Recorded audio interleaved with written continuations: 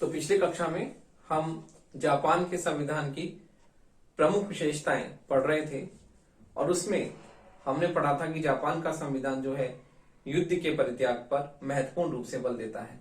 अगली विशेषता है संवैधानिक राजतंत्र। तो देखिए, संवैधानिक राजतंत्र, अगली विशेषता है संवैधानिक राजतंत्र।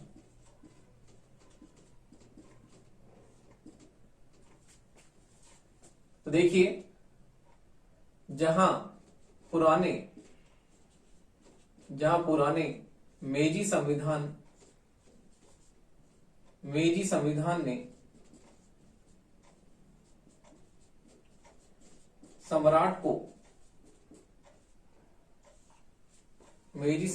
ने सम्राट को संपूर्ण शासन का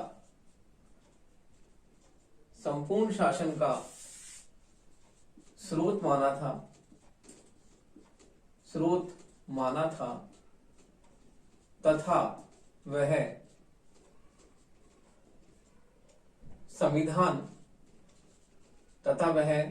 संविधान से ऊपर था, लेकिन वर्तमान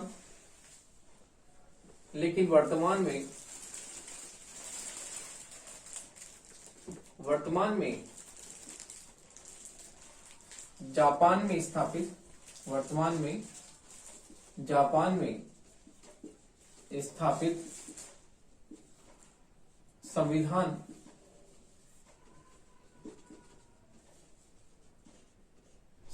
ने सीमित राजतंत्र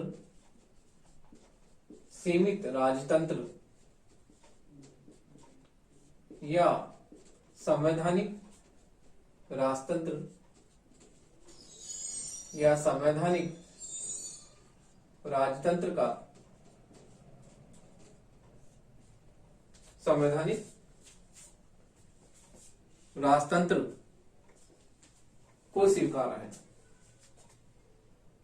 राजतंत्र को स्वीकारा है। तो देखिए, इस प्रकार हम देखते हैं कि जापान में जो मेजी संविधान था, उस मेजी संविधान ने सम्राट को संपूर्ण शासन शक्ति का स्रोत माना था और सम्राट जो है सर्वशक्तिमान था, संविधान से भी ऊपर था। लेकिन वर्तमान में स्थापित जो शोवा संविधान है, उसके तहत हम देखते हैं कि वहां पर जो है सम्राट की शक्तियों को बहुत ही सीमित कर दिया गया है और इसलिए हम देखते हैं कि वर्तमान में स्थापित संविधान सीमित राजतंत्र या संवैधानिक राजतंत्र को स्वीकार करता है। अगला है एकात्मक शासन व्यवस्था। तो देखिए,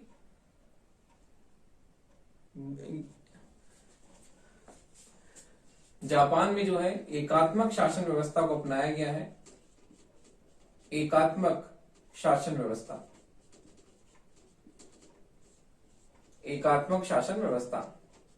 तो देख, जिस प्रकार से पांचवें पॉइंट में संवैधानिक राजतंत्र हमें ब्रिटेन में भी जो है आज यही दिखाई देता है कि वहां पर सीमित और संवैधानिक राजतंत्र है, उसी प्रकार से ही हमें जापान में भी यही राजतंत्र का रूप देखने को मिलता है। तो हम एकात्मक शासन व्यवस्था की बात करते हैं। ब्रिटेन में और फ्रांस में भी हमें एकात्मक शासन व्यवस्था देखने को मिलती है। तो उसी तरह से जापान में भी एकात्मक शासन व्यवस्था को अपनाया गया है और हम देखते हैं कि एकात्मक शासन व्यवस्था में शक्तियों का केंद्रीकरण होता है। तो उसी रूप में ब्रिटेन और फ्रांस की तरह जापान में भी इसी शासन व्यवस्था को अपनाया गया है। अगली विशेषता है कठोर संविधान। तो देखिए, कठोर अगली विशेषता है कठोर संविधान। तो देखिए, जापान में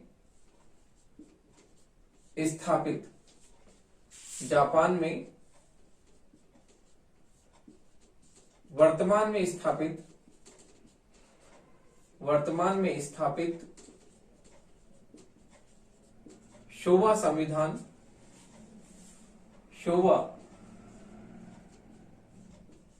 संविधान में शोवा संविधान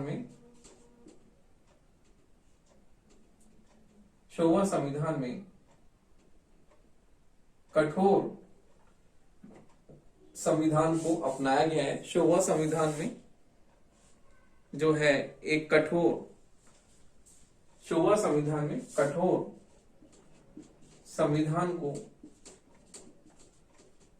संविधान को अपनाया गया है, जिसमें संविधान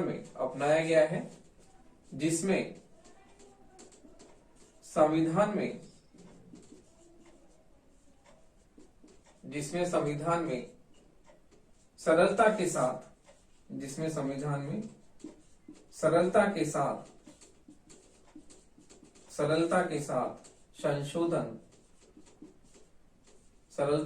संशोधन नहीं किया जा सकता,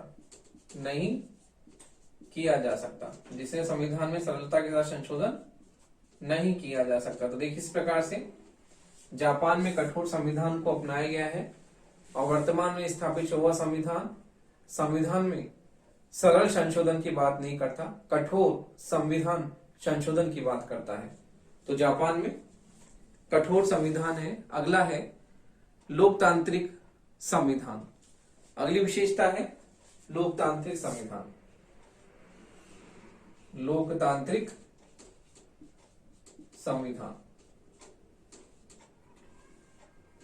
तो देखिए, जापान में स्थापित वर्तमान संविधान लोकतांत्रिक मूल्यों और आदर्शों पर आधारित संविधान है। इसमें लोकतांत्रिक मूल्य और आदर्शों को प्रमुख स्थान दिया गया है।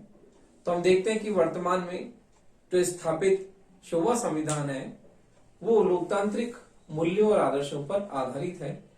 तो हमें जापान के संविधान में लोकतांत्रिक शासन प्रणाली की जो है सारी विशेषताएं देखने को मिलती हैं, जो कि हम लोकतांत्रिक शासन व्यवस्थाओं में देखते हैं। तो देखिए, जापान में हम देखते हैं कि वहां पर जो है संसद के 2 सदन होते हैं और दोनों सदनों के द्वारा शासन स्थापित होता है। न्यायपालिका स्वतंत्र है और वैक्स मताधिकार को अपनाया गया है। तो इस प्रकार से जापान के संविधान में जिन हम लोकतांत्रिक मूल्य और आदर्शों की बात हम करते हैं, वो लोकतांत्रिक मूल्य और आदर्श हमें जापान के शोवा संविधान में देखने को मिलते हैं। अगली विशेषता है संसदीय शासन प्रणाली। तो देखिए, संसदीय शासन प्रणाली जापान में अपनाई गई है। संसदीय शासन प्रणाली भारत और ब्रिटेन की तरह जापान में भी संसदीय शासन व्यवस्था को अपनाया गया है। और इस शासन प्रणाली के तहत हम देखते हैं कि 2 तरह की कार्यपालिका होती है, नाम मात्र की, वास्तविक। नाम मात्र की कार्यपालिका का अध्यक्ष राष्ट्रपति होता है और वास्तविक कार्यपालिका का अध्यक्ष प्रधानमंत्री और उसका मंत्रिमंडल होता है। तो जापान में वर्तमान में स्थापित संसदीय शासन प्रणाली, जिसमें हम देखते हैं कार्यपालिका व्यवस्थापिका दोनों में एक हमें घनिष्ठ संबंध देखने को मिलता है, जो हम संसदीय शासन व्यवस्था में हमें स्पष्ट रूप से उजागर होता है। तो हम देखते हैं कि कार्यपालिका और व्यवस्थापिका दोनों में जो है हमें समन्वय और सहयोग देखने को मिलता है, जो कि संसदीय शासन व्यवस्था की प्रमुख विशेषता है। तो देखिए, जापान में संसदीय शासन व्यवस्था में कार्यपालिका और व्यवस्थापिका दोनों में जो है हमें वहां समन्वय देखने को मिलता है।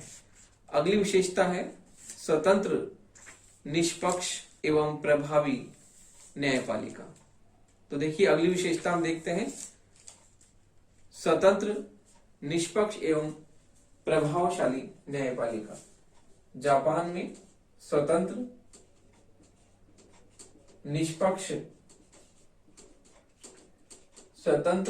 निष्पक्ष एवं प्रभावशाली एवं प्रभावशाली न्यायपालिका हमें देखने को मिलती है। स्वतंत्र, निष्पक्ष एवं प्रभावशाली न्यायपालिका। तो हम देखते हैं कि हमें जापान में स्वतंत्र, निष्पक्ष एवं प्रभावशाली न्यायपालिका जो है दिखाई देती है, जो कि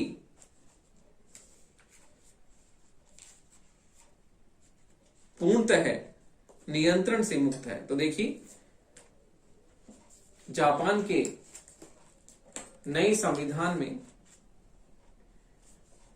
जापान के नए संविधान में जापान के नए संविधान में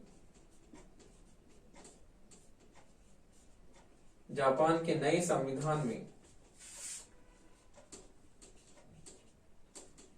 नए संविधान में न्यायपालिका न्यायपालिका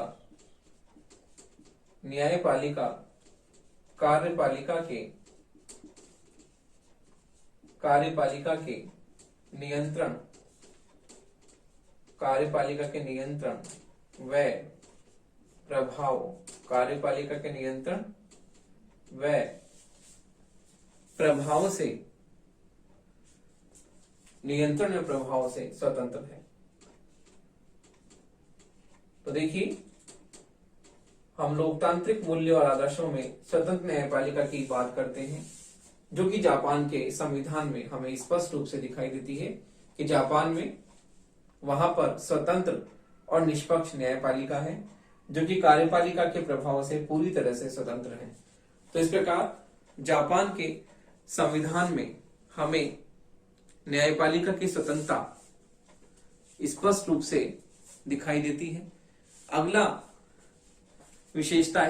विशेषता है नागरिक मौलिक अधिकार एवं कर्तव्य। तो देखिए, अगली विशेषता हम देखते हैं।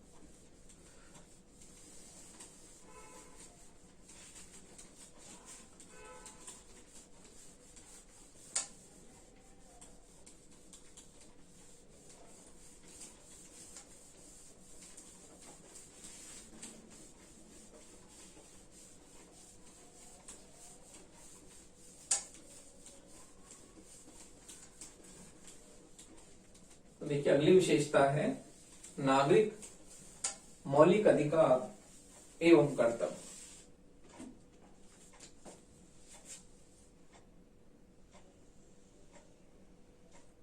देखिए, अगली विशेषता नागरिक मौलिक अधिकार नागरिक मौलिक अधिकार एवं कर्तव्य। तो देखिए, जापान के संविधान में हमें नागरिकों के मौलिक अधिकार और मौलिक कर्तव्य जो हैं वहां पर हमें दिखाई देते हैं। तो जापानी संविधान के तीसरे अध्याय में, तो देखिए, जापानी संविधान के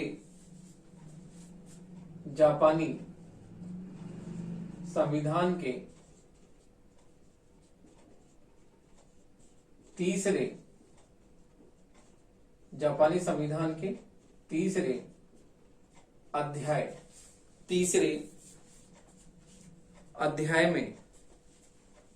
अध्याय में अनुच्छेद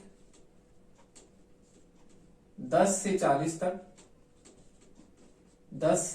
तक मौलिक अधिकार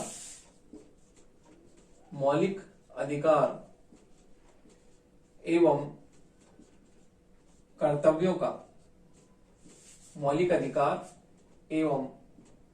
कर्तव्यों का स्पष्ट रूप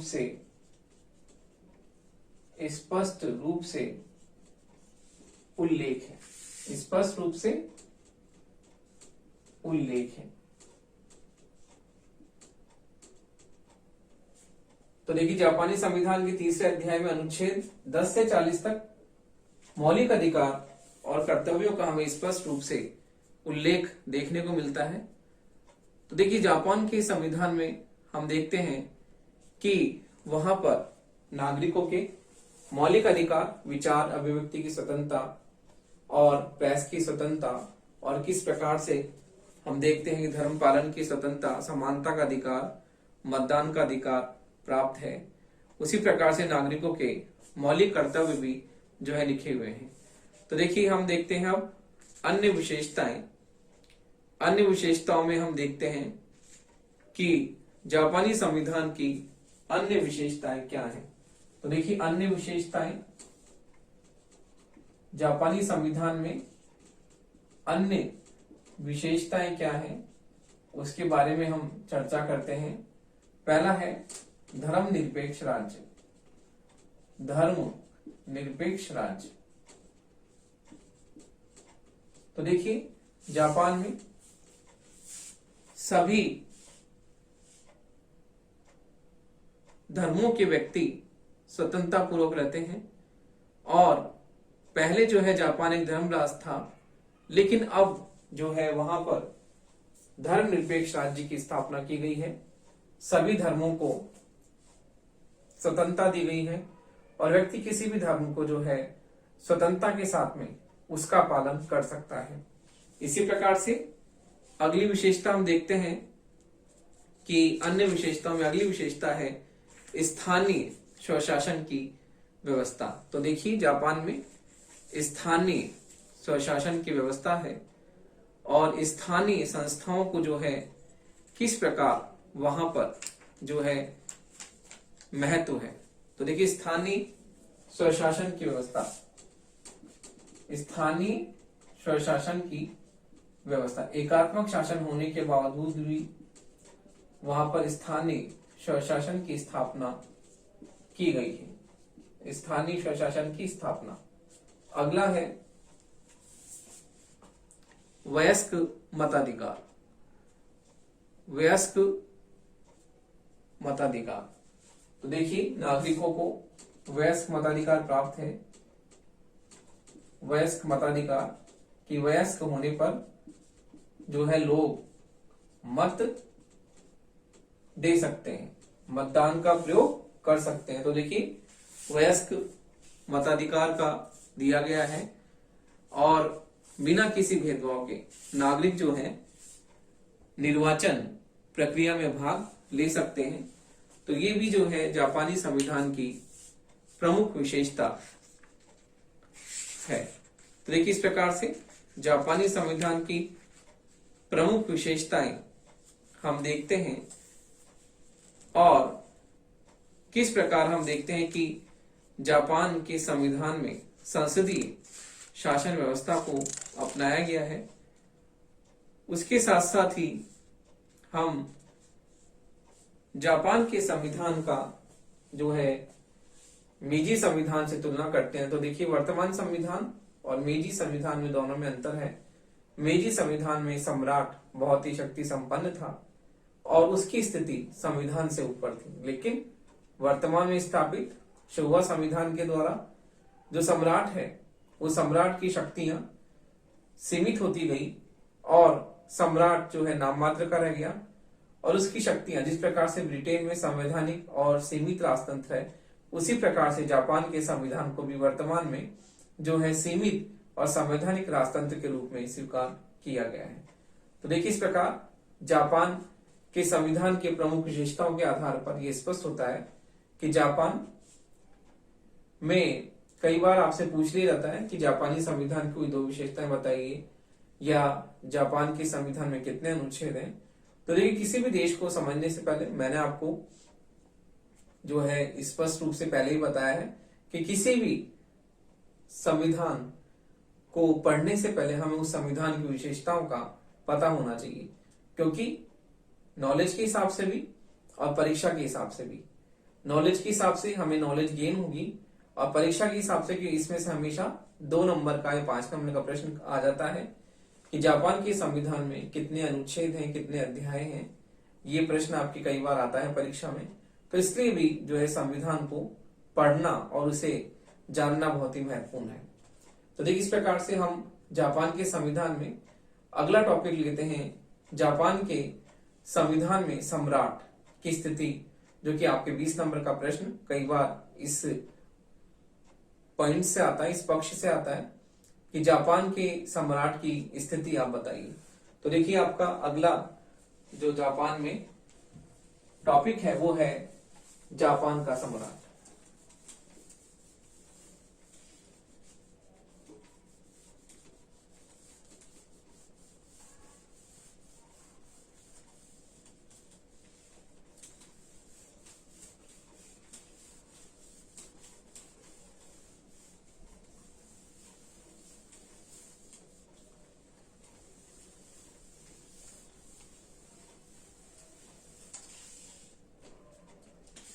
तो देखिए जापान का सम्राट,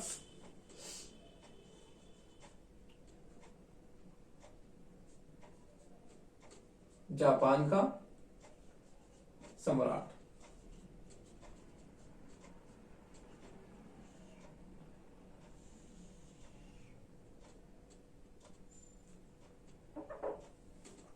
तो देखिए जापान में आज भी सम्राट का पद है। जैसे कि ब्रिटेन में आज भी ताज का शासन है, उसी प्रकार से जापान में भी जो है सम्राट का शासन है। तो हम देखते हैं कि किस प्रकार से मेजी संविधान के द्वारा जापान के सम्राट की शक्तियां बहुत ही व्यापक थी और वो संविधान से भी ऊपर था। लेकिन वर्तमान में स्थापित जो शोवा संविधान है उसके द्वारा जापान के संविधान में सम्राट की शक्तियों को जो है सीमित किया है और उस पर जो है नियंत्रण स्थापित किया गया है। तो हम देखते हैं कि जापान के सम्राट की वर्तमान में जो स्थिति है वो स्थिति हमें पूर्व में स्थापित मेजी संविधान की तरह नहीं दिखती है, क्योंकि आज वर्तमान में जो जापान में जो संविधान स्थापित है उसके द्वारा वहां पर सीमित और संवैधानिक राजतंत्र की स्थापना की गई है। तो इसलिए वर्तमान में स्थापित जापान के संविधान में सम्राट की शक्तियां जो है बहुत ही सीमित हैं। इसलिए हमने जब संविधान की विशेषताएं पढ़ी थी अभी, तो हमने पढ़ा था कि जापान का संविधान जो है सीमित और संवैधानिक राजतंत्र है। तो इस प्रकार से वर्तमान में स्थापित जापान के संविधान में हम देखते हैं कि सम्राट की शक्तियां जो है संकुचित हैं, इसलिए वहां पर सीमित और संवैधानिक राजतंत्र की स्थापना की गई है। तो देखिए जापान में हम देखते हैं कि संविधान के अंतर्गत सम्राट की स्थितियां और शक्तियां क्या हैं। तो देखिए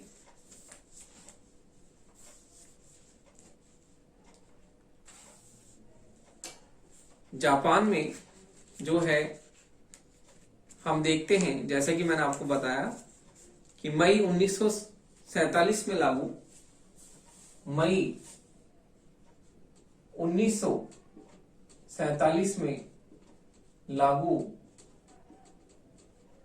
शोवा संविधान में लागू शोवा संविधान, मई 1947 में लागू शोवा संविधान के अंतर्गत, शोवा संविधान के अंतर्गत सम्राट की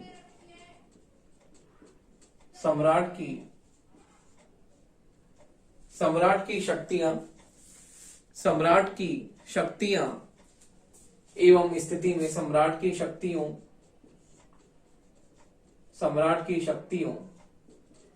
एवं स्थिति में सम्राट की शक्तियों एवं स्थिति में पूर्ववर्ती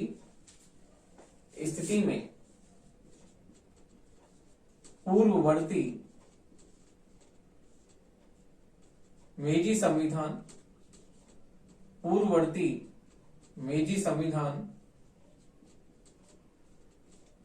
1889, पूर्ववर्ती मेजी संविधान की तुलना में आधारभूत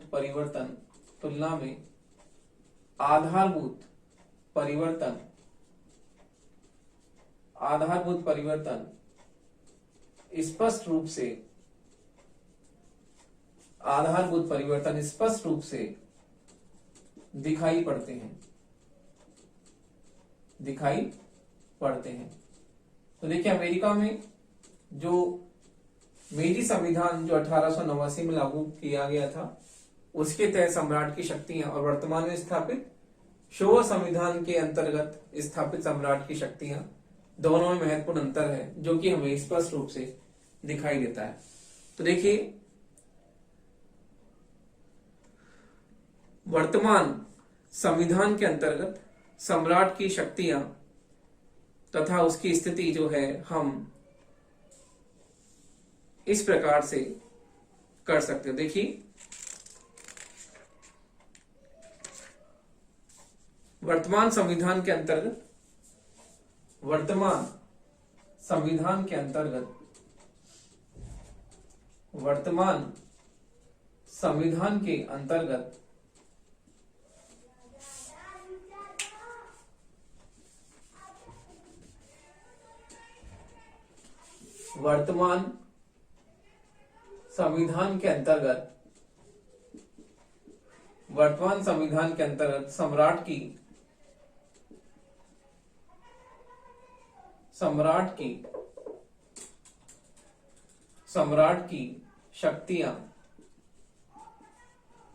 सम्राट की शक्तियां एवं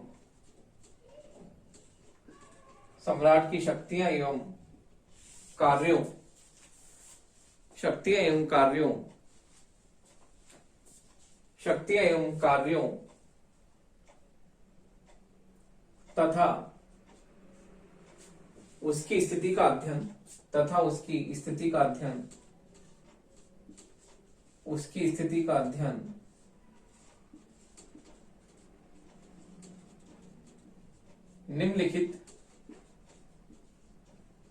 निम्नलिखित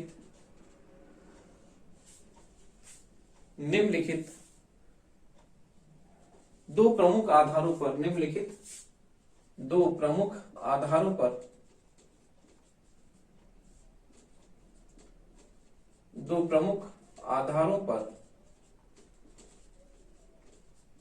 किया जा सकता है।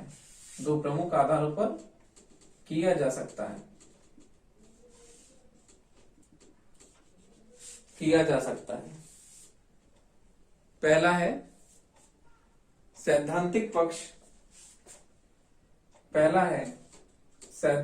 पक्ष तथा दूसरा है व्यवहारिक पक्ष। सैद्धांतिक पक्ष तथा व्यवहारिक पक्ष। तो इस प्रकार हम देखते हैं कि अमेरिका में जो मेजी संविधान पूर्व में स्थित था, उसकी तुलना में वर्तमान में स्थापित शोवा संविधान जो कि 1947 में लागू किया गया, उसके तहत सम्राट की शक्तियों में हमें आधारभूत परिवर्तन दिखाई देता है। किस प्रकार से मेजी संविधान में सम्राट पूर्ण प्रभुत्व संपन्न, शक्ति संपन्न था और वही शासन का स्वरूप था, जबकि वर्तमान में स्थापित शोवा संविधान जो है उसमें हमें स्पष्ट रूप से दिखाई देता है कि शोवा संविधान में सम्राट की शक्तियां पूर्व में स्थापित मेजी संविधान से जो है बहुत ही हमें उसकी शक्ति कम दिखाई देती है, क्योंकि वर्तमान में स्थापित शोवा संविधान सीमित और संवैधानिक राजतंत्र पर आधारित है। तो इस प्रकार हम कह सकते हैं कि वर्तमान में स्थापित जो शोवा संविधान है, उस शोवा संविधान के अंतर्गत जो है सम्राट की शक्तियां जो है बहुत ही सीमित की गई हैं। तो देखिए हम सम्राट की शक्तियों का जो अध्ययन करते हैं, वो अध्ययन दो प्रमुख आधारों पर करते हैं कि सम्राट की शक्तियों का सैद्धांतिक पक्ष और व्यवहारिक पक्ष। तो देखिए इस प्रकार से हम जो है सम्राट की शक्तियों का जो तुलनात्मक अध्ययन करेंगे, तो इस प्रकार से करेंगे सैद्धांतिक पक्ष और व्यवहारिक पक्ष के आधार पर। तो इस प्रकार से ये स्पष्ट है कि वर्तमान में स्थापित जो शोवा संविधान है, उस शोवा संविधान के अंतर्गत सम्राट की शक्तियां अत्यंत सीमित हो गई हैं और इसीलिए वहां संविधान में जो है संवैधानिक और सीमित राजतंत्र को वर्तमान में अपनाया गया है।